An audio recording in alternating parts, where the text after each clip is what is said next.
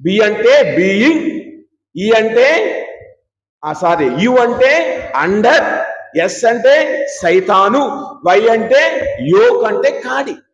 సైతాను యొక్క కాడి కింద బ్రతికేవాడు బిజీగా ఉంటాడు. అంటే ఏ పని చేయకుండా అలా కూర్చోవాలి. అన్నీ నా దగ్గరికే రావాలి. చిటికేయగానే అన్నం, చిటికేయగానే మంచినీళ్ళు, చిటికేయగానే కాఫీ, చిటికేయగానే టీ. ఒళ్ళు బద్ధకంతో బ్రతికేవాడు, బిజీగా బ్రతికే.